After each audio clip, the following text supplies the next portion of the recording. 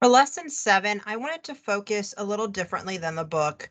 Inside the book, you're going to be working again with being able to flow text and edit text and being able to do things like spell check. So I wanted to kind of explain to you some of the basics of text.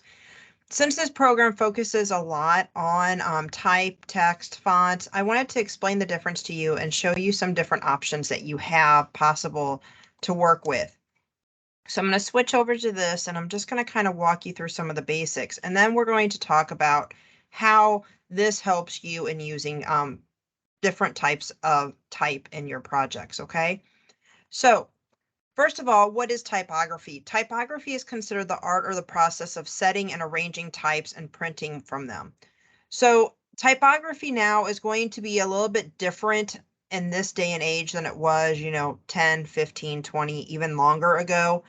With how we use type now, it's not always for print form. So it has to do a lot with readability and how you can use type to improve your digital media. History of type. So history of type, it started off as simple drawings. So everyday objects were called pictograms. So they were doing these very basic drawings to be able to communicate with each other. That then changed into hieroglyphics, which became more of like a set of symbols instead of just simple drawings. And they could think out more of thoughts and ideas instead of just objects or specific things that were in front of them. They could cover a lot more area.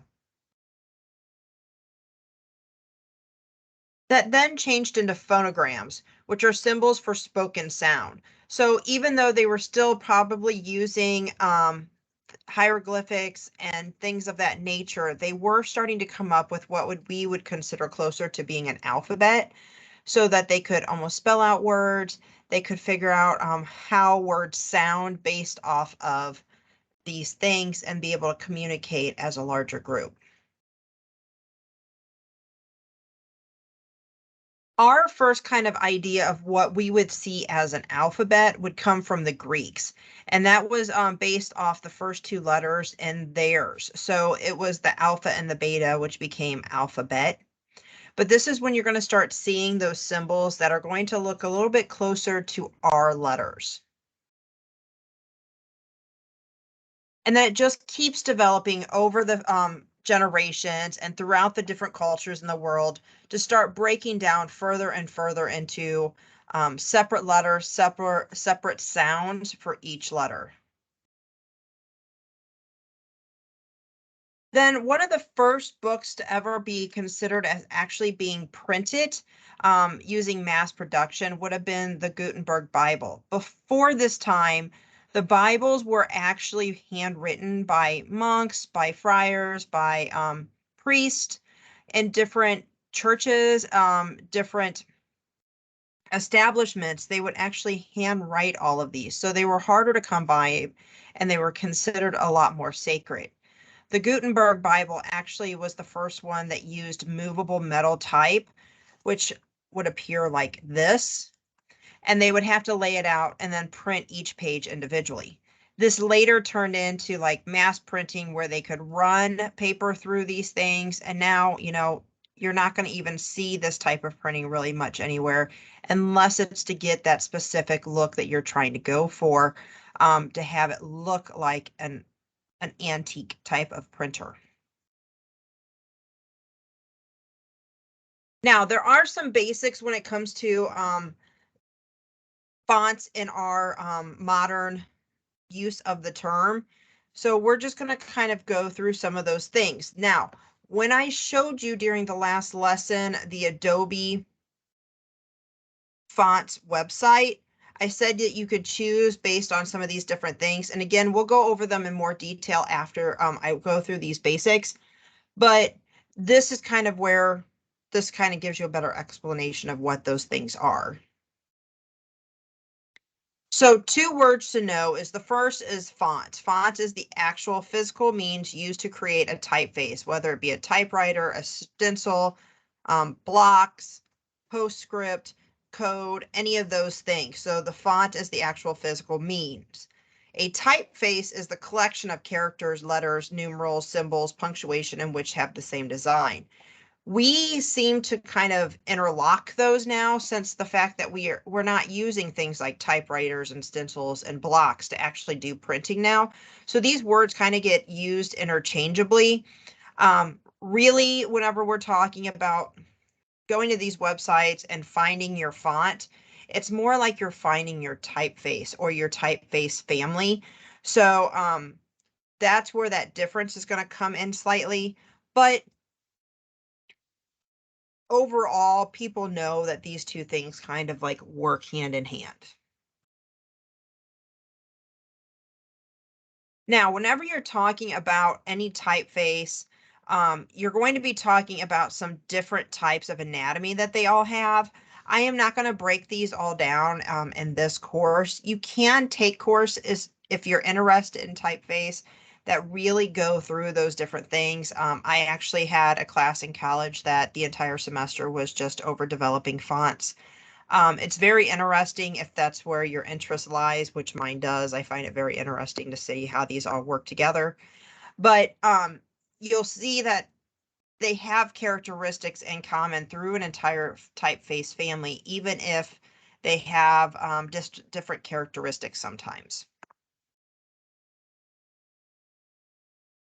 Okay, there are two main types of fonts. Now, there are multiple different version, or there's actually multiple types, but the main two are going to be what get used in print the most. So the first one is serif. Serif means foot. So all of these letters would have that little extra stroke on the ends of them. So in my examples, you can see I kind of used them right here. These are going to be, these little feet that are on the top of the S, the bottom of the S, like the R here that's circled, the F. And depending on the typeface you're using, the shape of that could be different. Even on this typeface, you can see between the S and the F, one's a lot more rounded than the other. So that can really play into the design of the typeface itself. Here are some of the main ones that you're going to notice that have those little feet, and you can see how much they change. Okay, the next one is sans serif, and that means without feet. So that's going to be your Arial and your Helvetica and all of those that you're going to use that don't have any little special attachments kind of flying off of it. These are usually used for things like headlines, bold statements. They thicken up really, really well and stay very clean. So they're really well used under bold or black whenever you're doing fonts. And here's some examples. Okay, so the next thing, no matter what kind of typeface you're using, like I said earlier, they all have certain elements that kind of apply to them. Those elements will change, but they all like fall into certain categories. So the first one on here is, well, first two would be ascender and descender. That's how high the letter goes and how low the letter goes. So you will see in certain typefaces that like maybe this F wouldn't reach all the way up and touch that line. It might sit a little bit lower than the capitals. So the taller lowercase letters might not sit as tall as the capitals. Some of them, they actually sit taller than the capitals. So you have to pay attention to that ascender. The descender is the same way, depending on what typeface you're using. Sometimes they'll reach down below the line. Sometimes they'll sit just barely below the line. The next one on here is serif. The serif is going to be that foot that we were talking about earlier and whether or not a letter has one. The baseline is going to be how all of your letters will line up across the bottom. Now, again, if you have a descender, it may fall across the bottom of it. Another thing to keep in mind with baseline is numerals. So whenever you're working with numbers, if you know that you're going to have numbers in your project, always go to one of those, kind of type it out with whatever typeface that you're interested in to see how that number is going to work. Because there are some, and I will show you this whenever we get into Adobe, there are some that sit lower or higher based on its baseline. which can sometimes throw your design off. So you want to make sure you check that first. And then the X height is going to be the height of those basic letters like A, C, E, how high those go. And then everything above or below that will change based on its ascender or descender. Okay, something that's really super important is making your type readability, especially in a layout program like InDesign. So you want to pay attention to how easily it can be read by your viewer. I did watch a show one time that was talking about the way our brains process things, and readability comes into play with that. We actually read based off the top half of a letter. So you can, that's how people scan, because not all letters will pop up there above. And if you can just see kind of the top half, your brain kind of fills in the gaps. You want to make sure that with readability that you can easily read the type without losing your place. And the type helps visually set the tone for the message. So I always tell students that, like, if you were doing a wedding invitation, you wouldn't want to use a ransom type because that's going to give it a totally different feel. Or if you're doing a Halloween invitation, the opposite might be true. You may not want to use something like a curvy, handwritten kind of signature type of font when you need something more like that ransom type of lettering. To increase readability, you're going to select the appropriate typeface for the subject matter. You need to use the right type size and style for your project.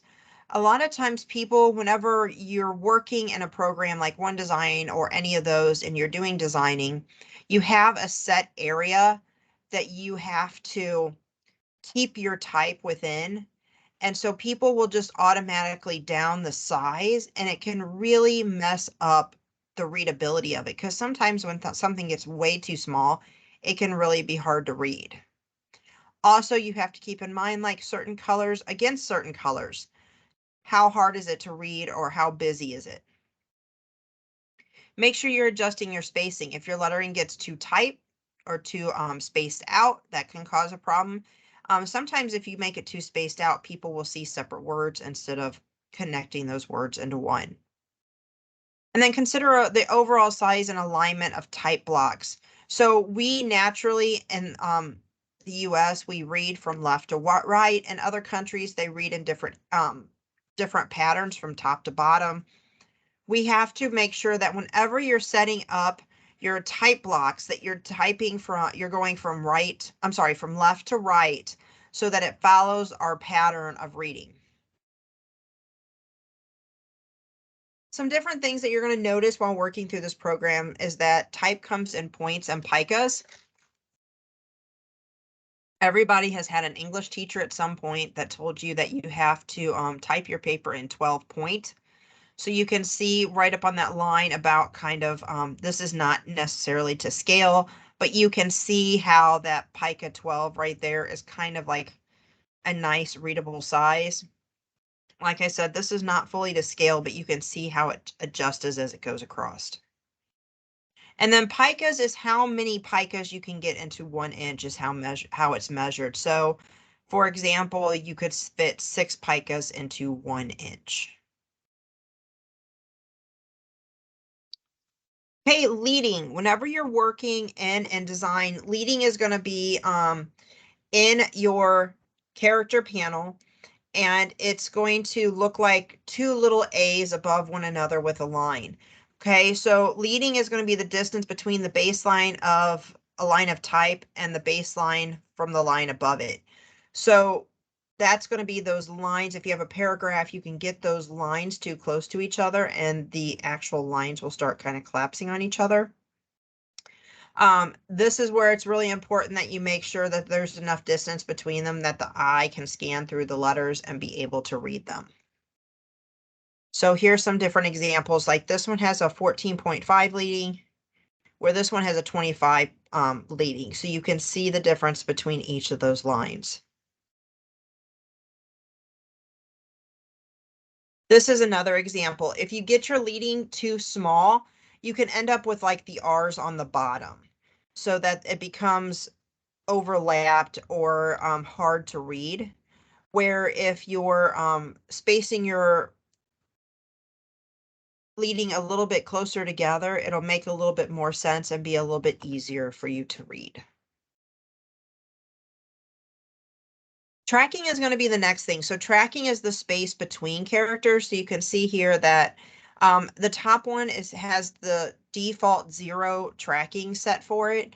So it's a nice even kind of spacing between all of this. It's nice and easy to read. The second one down has a positive tracking set, so it's a positive 50, so it's going to spread it out a little bit, where negative 50 is going to shove it together a little bit more. This is another place where sometimes new designers fall into that trap. I have a box that's this big. I need to have this much text in it. I'll just down my tracking, and it makes the text so tight that you can't tell word from word, and it makes it a little bit hard to read. Okay, kerning and tracking sometimes gets confused with each other, but the difference between the two is kerning refers to the space between two letters that are right next to each other. So with tracking, it's going to be an even movement whenever it stretches those spaces, where with kerning, it's going to consider the areas between the spaces.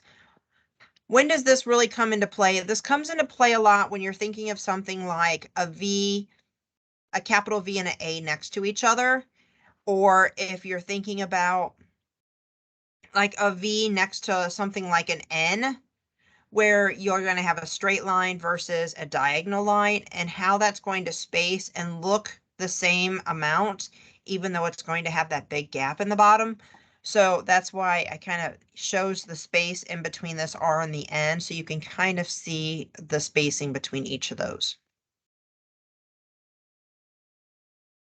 Baseline shift, this is where you're going to see the little letters kind of in the character panel. The option has like, I think it's A's that kind of like stair step. That's basically what you're creating in this. So with baseline shift, it's going to allow you to either build your characters up in like stair steps or build them down. Paragraph width and alignment. Most of you have probably used this at some point. With alignment, you had to have everything left or flushed right or flushed left, and that means that goes all the way against one side of the paper. A lot of times English teachers like everything to be flush left so that everything's along that left-hand side. Justified means it's going to be more like it's in a book, so both sides of the text or of the paragraph kind of line up evenly. This is where you're going to see more hyphens in a lot of things, or you're going to see more of that tracking where the letters are spaced out or squished together. And then centered. Centered is one of those things that a lot of designers need to learn to use very, very carefully. Everything being centered is kind of a amateur move when it comes to professional designers. A lot of amateurs will just center everything, and you really need to pay attention to why it's being centered and what you're centering to make sense. Okay, some different types of typeface. You have things like this, which are a display typeface, a typeface that's used to attract attention to the design of the font as well as to the words. So not only do you have this ghost ship and this fancier text, I'm sorry, this fancier font that's up there, and it's kind of centered and bolded, but you also have something like, this L, which is a drop cap so that it can stand out in the middle of this page. You can do things like pull quotes. So the pull quote is in that a little bit slightly fancier writing. It's made a little bit bigger. A lot of times it might be a little bit bolded. It might be in a different color. On one of the next lessons, we kind of talk a little bit about how to change some of these. We're not using quotes, but we can change some of these to make them pop a little bit more. Okay, you can use illustrated typography. And with illustrated typography, that's whenever you're going to actually use illustrations or create illustrations to define the word, define what you're trying to explain. They're usually made a little bit more simply, but they can have a little bit more to them, just like the sushi has two tones to it. The Sopranos has the R. That's the gun. The black cat has the C's that are eyes, that type of stuff. You can have form matching content. So your words can lead themselves to an approach in which the typography can reflect the meaning of a word. I always think of this whenever I'm talking about this type of form matching content. I always think of those tests that you have to take where it says blue, but it's in the color red and you have to tell it what the word actually says. Those type of things make me kind of think of this because you're trying to reflect the meaning of a word and our brain is automatically trying to put those things together. So blur on here is a really good example because that's what you would think of when you think of blur. So the word is just going to show that. And then you also have shape type. So shaping type can be fun to do to get an illustration across without actually having an illustrated image. So it's just a different way of using type.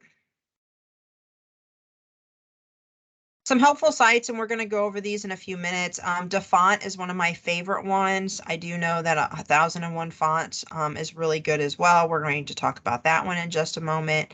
If you're looking for something specific too, you can always just Google free fonts and find some of them. I was doing a project for one of my classes and I was using imagery from Lord of the Rings. So I Googled Lord of the Rings free fonts and actually found a font that looks a lot like the Lord of the Rings font. So you can find things that way as well. Just be careful you don't go onto a website that's going to make you download all kinds of crazy things just to be able to use it. Okay, when you're working in a program like InDesign, you need to keep in consideration the four basic principles of type, proximity, alignment, repetition, and contrast. So the first one is proximity, and that's when items relating to each other should be grouped close together. So this is really like organizing stuff to make sense. So keeping things together, reducing your clutter, and giving yourself some structure in your design using that. Okay, so like on the left, it's showing a good proximity. Everything's kind of lined up and in a nice row, where on the right, you have this kind of couple words that are indenting out. It also is going to make the reader kind of wonder why they're denting out and what those words have that's special that they need to be poking out.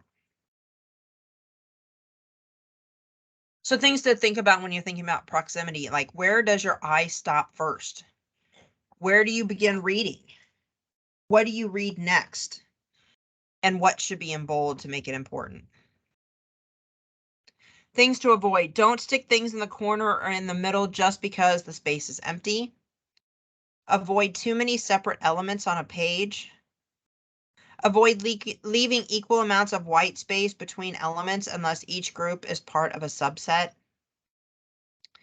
Avoid even a split second of confusion over whether a headline, a subheadline, a caption, a graphic, etc. belongs with the related material.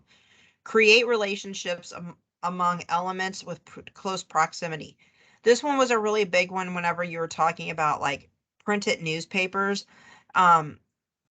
They would have like a main story and a side story on a page, and they would just put the headline across the whole page. It would make it look like everything was tied to the same thing, even though the two stories could be completely separate and have nothing to do with each other. And don't create relationships with elements that do not belong together. If they're not related, move them apart from each other. The next one is alignment, and alignment has means nothing should be placed on a page just arbitrarily. You need to really pay attention to how things line up. Edges need to line up, or how like whether or not something should be justified, or if it should be centered, and where that lines up with the other things around it. Every element should have some visual connection to the other elements on the page. When items are aligned on the page, the result is a stronger cohesive unit. Again, remember with alignment, really pay attention to the fact that we read left to right and top to bottom so that our eye travels through that and you don't want to break up that pattern. So these are just the different types. So the left flush, the right flush, centered and justified. Now, keep in mind too that justified or blocked, you have to be careful doing this because it'll sometimes create weird gaps. So you have to set your settings correctly in the program you're working with to make sure, like if you have like two words that's going to fall on a line by itself, that it doesn't do like this bottom line does and spreads it all the way across. Okay, alignment, be careful using two kinds of alignment on one page. This will cause the text to lose any alignment or connection to each other. Things to avoid. Avoid using more than one text alignment on the page. That is, don't center some text and right align other text. And try very hard to break away from the center alignment unless you are consciously trying to create a more formal, sedate presentation. Choose a centered alignment consciously, but not by default. Repetition is repeating some aspect of the design throughout the entire piece. So repetition can be thought of as consistency. Repetition is a pattern, so you're making a pattern for your reader to follow through as they go. It could be anything that a reader will visually recognize: bold font, thick rule, color, so that you're creating a pattern that the reader is going to be able to tell what it is. Things to avoid. Avoid repeating the element so much that it becomes annoying or overwhelming. Be conscious of a value or the value of contrast. For instance, if the woman were to wear the black evening dress with the red hat, the red lipstick, the red scarf, the red handbag, the red shoes, and the red coat, the repetition would not be as stunning by unifying the contrast. It would be overwhelming and focus would be confused. So think about how you can limit it to make things emphasized using this. And the last one is contrast. The most effective way to add visual contrast to your page. So you're going to be creating two elements that are different from each other, and you can do this in a lot of different ways. You could use a large type versus a small type, or a graceful old font with a bold sans serif font. And you'll see that one a lot on like wedding invitations or anything to do with formal events. They'll have this really beautiful, nice handwriting kind of font for the main part. And then the details for whatever that event is will be in something that's more like an Arial font that's just nice and clean and simple. So thin lines versus thick lines, cool colors versus warm colors, smooth texture versus rough texture, horizontal and vertical, wide space and closely spaced, or a small graphic with big graphics. So these are all kind of showing you some contrast. So you see that exciting headline is really big, and then you see the thrilling subhead is going to be a little bit smaller, but it's still bigger than the regular text. So how you can break that up to make things pop out a little bit more. Things to avoid. Don't be a wimp. If you're going to do contrast, make sure you do it 100%. If you only do it a little, then people aren't going to read it as contrast. They're just going to read it. Okay. Avoid contrasting a sort of heavy line with a sort of heavier line. Avoid contrasting brown text with black headlines. Avoid two or more typefaces that are similar. And if the items are not exactly the same, make them different. So you have to make sure they shouldn't be a little different. They should be different. That way they're easily contrasted with each other. One of the things it says here is avoid contrasting brown text with black headlines. I don't know where the brown text comes from, but I do know that a lot of times people get themselves in trouble because they use colors based on whatever they're designing and not paying attention to how they're going to either print or show up on screen.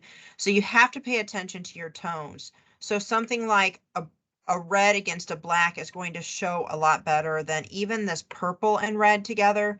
It's really hard to read. It's going to give your reader a headache having to look at it for very long. So you need to make sure you're playing off that contrast. Something like a white or a yellow would go against that purple a lot better than this red.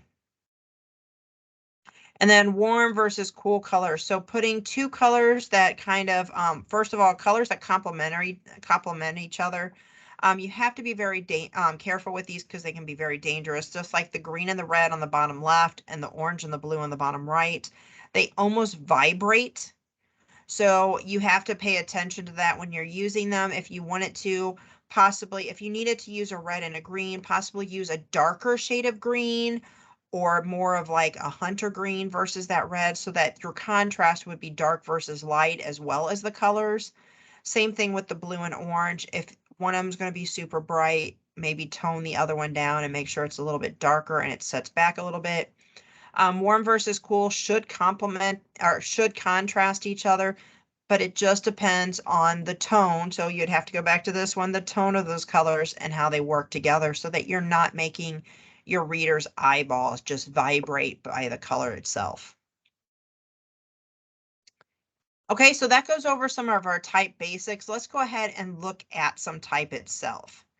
So what I'm going to do is come down here, I'm going to close these out, and I'm going to show you these websites first and actually talk you through a couple of them. So especially DaFont. So with DaFont, a lot of these kind of work the same way. So this is the one that I found that's the kind of simplest to go through and find what you're looking for. But I do know, like I said, there are a lot of other ones. This is what 1001 fonts. And then there's also one that's, I think, 1001 free fonts, which is this one right here. Okay, so you can see they all kind of have the same feel to them. But the way these work is you can come in here and a lot of times they have not only free ones, but they have ones that you have to pay for, or they have limitations on how the fonts can be used. So let's kind of look at, this is one font right here, this Monterey Bird. And if you come over here to the right, you can see it says it's free for personal use, and it gives me a little question mark you can even click on. That's going to explain how these work.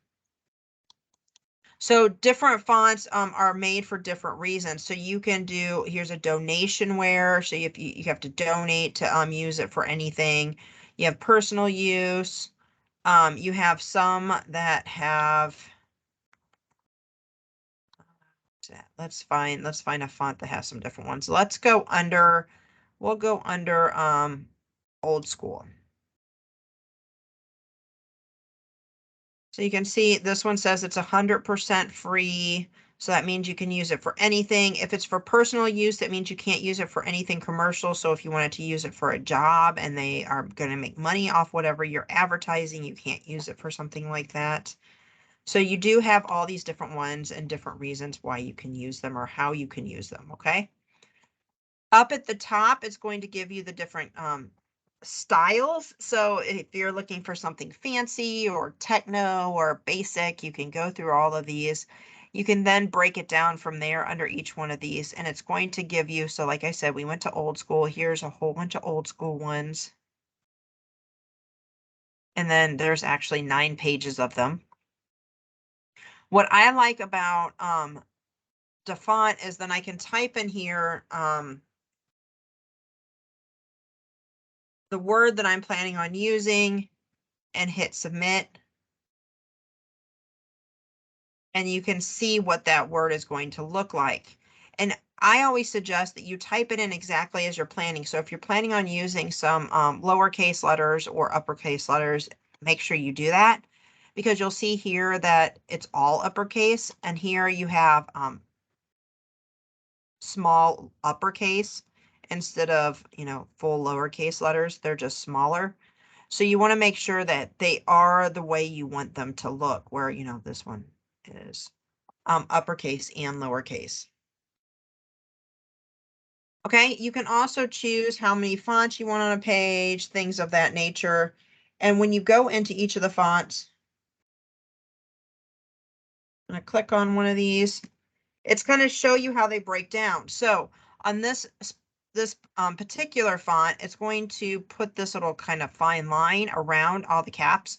So if you wanted to type school in all caps, you would get this kind of, Letterman jacket kind of look. But if you didn't, you could just type the whole thing in lowercase, and then it would just not put that line around it. It's also going to show you how the numbers will look, how any of the symbols can look, and give you a full breakdown. Now, let's say we find one we liked this one. All you have to do is come over here and click download. After you download it, it's going to create a zip file into your web browser, and I'll go ahead and open it in here. Right here is Varsity 2. I'm going to click on it and extract it from being a zip file. Here it is, Varsity Regular. There's only one family that goes with this one. So if I click on it, it opens like this. And then all I have to do is click install. Now, I believe I mentioned in one of the other lessons that I do keep a separate file of just fonts. So after I download it, I would actually move this file right here into my documents folder that's called fonts. And then here's the separate fonts that I have on my computer. That way, I back these up onto an external drive every once in a while. So if something was to happen to my computer, I haven't lost all my fonts and they're not just kind of all over the place. Okay, so that's how getting them off the web would work. Now let's take a closer look at this right here. So this is my Creative Cloud app. And like I said before, when you come into it, it's going to give you all of these lovely things and how you can open your programs. And you come down here to manage fonts, and it's going to come over to the screen. It's going to show you your active and your previously active fonts. It's going to show you all the stuff you have. You can activate fonts or deactivate fonts from the site right here. And if you click browse on more fonts, it's going to go to this page in your browser. So with this page, I wanted to show you, kind of go into some more detail with this. And I also want to show you this little nice bar that's right here. Okay, so right here, you can clear your filters. You can come down and you can do any language. Now, I had a student one time that was creating a poster and he had a Japanese background, and so he wanted Japanese. So he came in here and he clicked on Japanese, and it opened all the fonts that would fall under that category, which was kind of cool. I hadn't seen that. And you can see that it does change the classification and the properties over here to adjust based on that font or that language. Come back up here to English. Okay.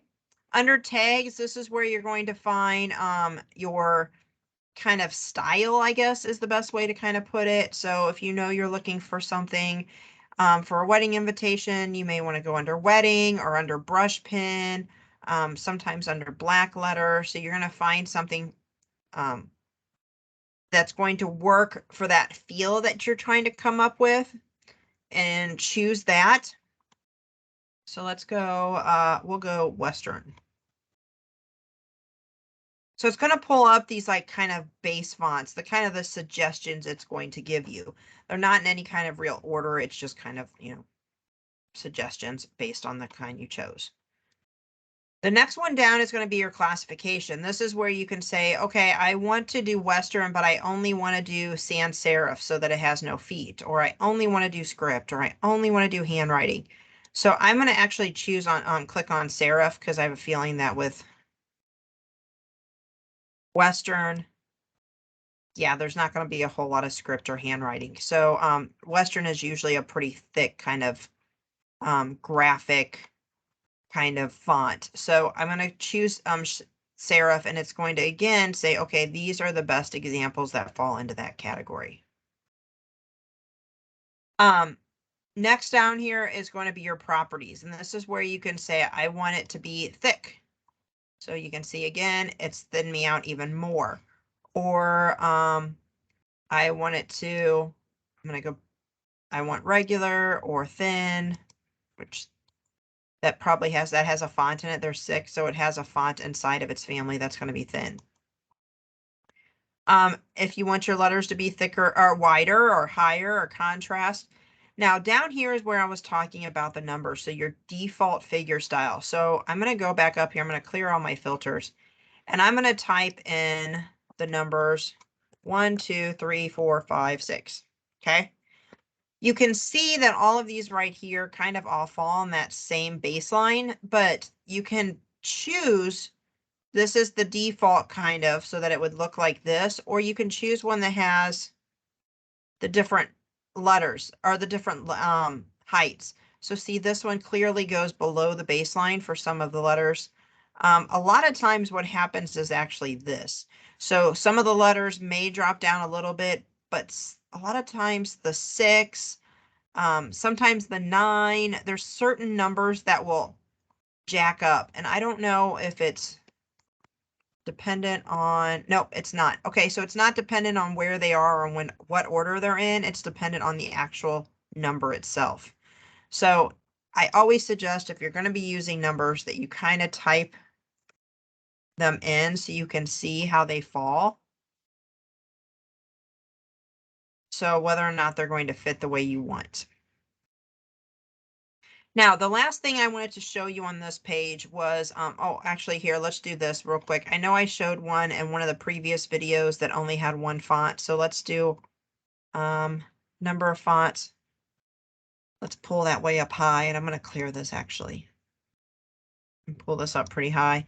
So you can find these font families, like this one has 36 different, this one has 56. So I'm going to click in it.